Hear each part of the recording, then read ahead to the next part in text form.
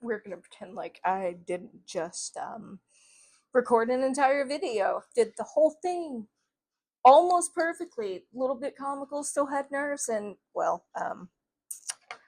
my first lapel mic died. So I gotta charge that now. But anyways, hello you guys. My name is Mandy with Forecast One and Dot Storm Labs. If you live anywhere in the Kansas to Nebraska to Iowa, Missouri, and eventually east into the mid-east, this is one of those forecasts that you're gonna want to stay and pay close attention to. The Storm Prediction Center has upgraded Monday to a moderate risk, and they're specifically mentioning strong to intense tornadoes, giant hail up to grapefruits, and destructive winds. So let's break it down, what's happening from day 1 through 8, and what areas are most at risk, and what you need to do now. So I do have my little pointer notes over here, so if you see me looking at them, it's just because I want to stay on point. I do get nervous when I'm recording videos. This is my second video. I'm sorry, bear with me. I also haven't went to sleep yet, so I've been literally watching every new run of all the models, and I had every new update from the SBC, and I've still haven't slept yet. So yeah, there's that. So Sunday is going to be one of those warm-up rounds that for Eastern Nebraska, Northeastern Kansas, Western Iowa, Northwestern Missouri, Southeast Dakota. Additional storms are also possible farther south into Kansas, Oklahoma, and the Texas Panhandle. Today's main threat on the buffet is going to be strong tornadoes, very large hail, and damaging winds of over 75 miles per hour. The atmosphere today is favorable for isolated supercells this afternoon and evening. These storms may stay discrete and capable of producing tornadoes and giant hail. Later tonight, these storms are expected to merge into one or more bowing lines, and that's when the main threat starts going into embedded tornadoes called QLCS tornadoes, and mostly widespread damaging winds, like last night. In Kansas, we had a couple of destructive thunderstorm warnings for winds of 80 miles per hour, which it was not playing last night. The atmosphere is setting the table for what's to come on Monday, because Monday is going to be the main event so far. Like, the Storm Prediction Center has issued a moderate risk. I personally think there's a 50-50 chance that it's going to go into a high risk, depending on how the models and everything lines up today, throughout the day, and tonight, into early morning tomorrow. Right now, it is at a level 4 out of 5 for parts of central and northeastern Kansas into the southeastern Nebraska. There is a SIG 1 and a SIG 2 hatch, which is pretty significant, and the hail hatched area is, to me, insane because it's a 45% chance. Monday's ingredients are actually setting up to be pretty good. Dew points near 70 degrees, instability from 3 to almost 5K of Cape, strong wind shear, strengthening low-level jet, and pretty favorable hodographs, like really favorable hodographs. So in plain English, the atmosphere is fully primed for long-lived supercells capable of producing strong to intense tornadoes, giant hail up to 4 inches, or larger, widespread destructive winds. If storms stay isolated and don't merge too quickly, the tornado threat could become pretty significant. Anywhere, like, I'm gonna show the map probably over here, as I'm gonna try to put it up there, so I apologize if it doesn't show up, but I'm gonna try to put it over here, which is why I'm positioned the way that I am, so you can see the hatches that I'm talking about. So what the tornado outlook means is that the day 2 tornado outlook includes a hatched area, which means the SPC believes that strong tornadoes EF2 or greater are possible. That doesn't mean everyone in the area will see a tornado, but it does mean the environment is capable of producing some pretty significant tornadoes if storms do develop as expected. There is a giant hail threat that is pretty impressive. I believe I said earlier there is a 45% hail like hatched area.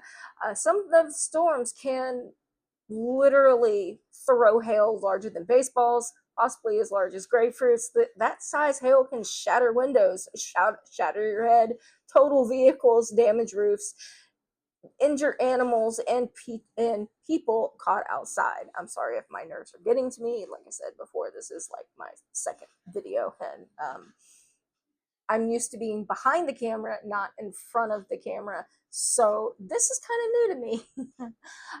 The wind threat, both Sunday and Monday, also carry potential for widespread damaging winds. Do not discredit the widespread high speed winds, because they can still knock down trees, they can knock out power, and they can cause structural damage. They can also flip trucks just as much as a tornado can. By Tuesday, the cold front pushes east. The severe weather threat shifts into eastern Oklahoma, North Texas, Missouri, Illinois, Indiana, Ohio Valley, and the Great Lakes. The primary hazards will be damaging wind and hail, though an isolated tornado remains possible. We can't rule it out, but widespread winds and hail is, well, not widespread winds, damaging winds and hail is going to be the main threat for those. Day 4 through 8 looks a little, the confidence on those and where it's going to be at is just not high enough now. They do mention it. They continue through the middle and the latter part of the week across South and the Southeast. At this point, like I said before, confidence in exactly where the highest risk will develop is lower, but the pattern still remains active. This is the classic late spring plain setup. Rich Gulf moisture, strong instability, and an increasing wind shear are all coming together. Sunday is the teaser. Monday is the day that could really mean business and make people clutch their pearls. Tuesday carries the threat east, and when the Storms Prediction Center starts using language like strong to intense tornadoes. Why did I say tornadoes? Tornadoes.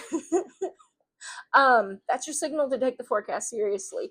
I'm taking it seriously, even if it doesn't look like that because of my nerves. So again, I apologize.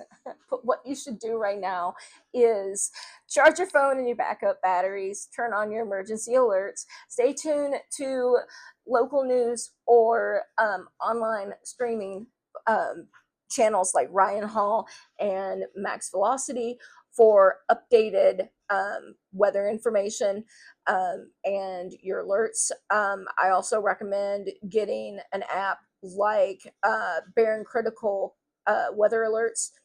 It is amazing. It is free. There is no ads. They do give you some significant information and alerts. You can literally see the lightning in real time. It's actually a really cool app. That's one of the ones that I strongly recommend. I also recommend Weatherize. Or your local news actual app, because they do provide a lot of information, especially during the weather, and a lot of the local news does broadcast on their YouTube channel pages as well with the severe weather. I know for a fact, like in Oklahoma personally, that News on 9 and News 6 does go live like that during significant weather, especially if a tornado is on the ground. I also recommend that you find where your safe place is going to be now if you're in any of those hatched areas. I would put shoes, helmets, and flashlights, bottled water in an area that you can grab quickly. If you don't have helmets, pillows, anything that you can use to protect your head and your body. Make sure you have multiple ways to receive alerts. Do not depend on outdoor sirens. As I said yesterday, outdoor sirens are for outdoor people doing outdoor things. It is for people to get to safety quickly. Do not use overpasses as you're sheltering. It does become a wind tunnel, and it is a great way to have debris literally hurt you, hurt others. You also become a significant danger on the highway, because if you have high-speed winds and low visibility, you can crash. You can crash, someone can crash into you. It can get messy really, really quickly, and it also intensifies and strengthens the winds that are going under that overpass. So again, do not go under the overpass. Please, please. I can't say that enough. If you're living in a mobile home, I would, or an RV park or campground, I would check where the shelter is in the campground. Sometimes you can shelter in the bathrooms at the campground. Sometimes you can't. I don't recommend the ones that have the tin roofs because it becomes more of a danger to safety to you if you do. Keep an eye on the storm. Keep an eye on the storms if you're at a campground, and if they start getting closer, then I would start looking for a sheltering place early, just so you can be prepared. Another thing is, if you're in a trailer park and your trailer park does not provide you a storm shelter in the community, some do, some don't. I recommend, if the storms are going to be earlier in the day for you before, say, a mall or Walmart or Myers closes, to choose one of those places because it is safer than a mobile home. I have personally seen people that have had their trailers completely explode, and well, not like kaboom, but I mean like they debris, they're basically nothing left, and it can kill people if you shelter in a mobile home. um, uh, but I strongly recommend, I've lost track of thought, sorry, but I strongly recommend you find a safe shelter if you're in a now, before the tornado warning happens. That way you know what to do and how long it takes to get there, so you have time to get to safety. All else fails and you have no other sheltering space, get into the lowest level ditch and cover yourself. Um, Also, you may know, like I said, I kind of went off my my little points that I had down here because I am nervous and I am still without sleep. But